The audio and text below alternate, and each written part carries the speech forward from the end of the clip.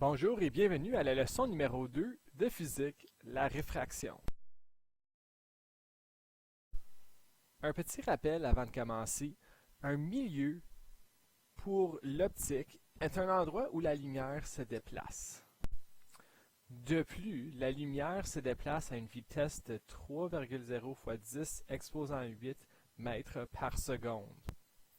Par contre, cette vitesse est seulement vraie si la lumière traverse un vide, donc dans l'espace.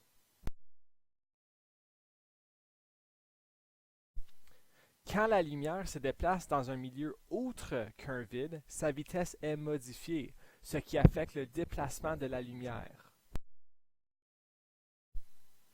L'effet résultant s'appelle la réfraction. La réfraction, c'est la déviation de la lumière quand elle entre dans un milieu différent. Quand une lumière est dans le même milieu, il se déplace à une vitesse constante et dans une ligne droite. Par contre, quand une lumière passe dans un milieu différent, sa vitesse et sa direction changent. Si on observe l'image ici, on a un prisme rectangulaire qui est fait de verre. Et avant, au début, on voit un rayon lumineux dans l'air tout seul.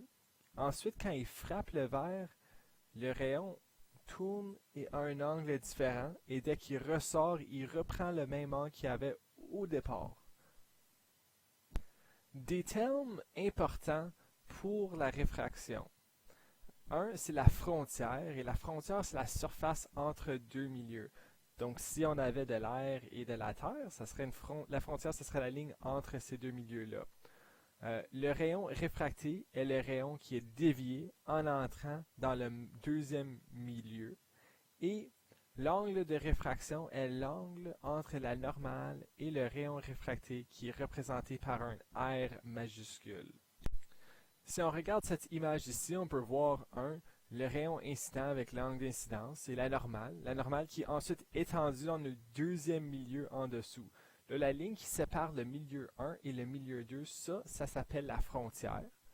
Et ensuite, notre rayon résultant de cette réfraction, ça s'appelle le rayon réfracté.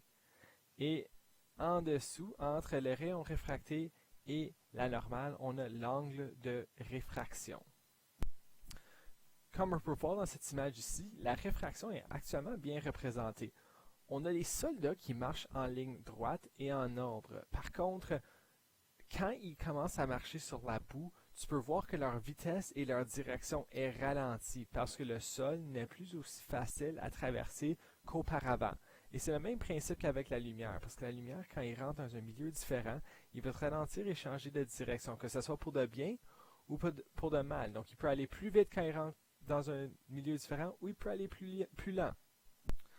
Il est quand même important de garder en tête que la lumière suit encore le principe de Fermat. Et le principe de Fermat dit que la lumière se déplace dans le trajet qui prend le moins de temps.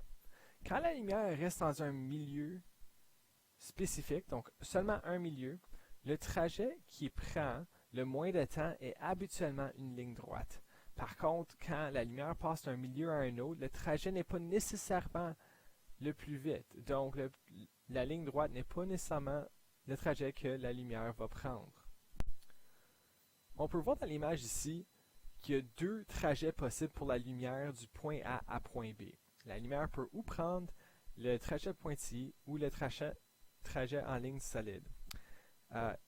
Ici, le trajet pointillé est celui le plus court au niveau de distance. Donc, la distance entre le point A et le point B est plus courte sur la ligne pointillée. Par contre, le trajet le plus rapide pour la lumière est la ligne solide. Et ça, c'est à cause que la lumière va passer de l'air à l'eau. La lumière se déplace plus lentement dans l'eau. Donc, le plus de temps qu'il peut se déplacer dans l'air, le plus vite qu'il va aller. Et c'est pour ça qu'en effet, que le point A à B, le déplacement le plus rapide, c'est la ligne solide.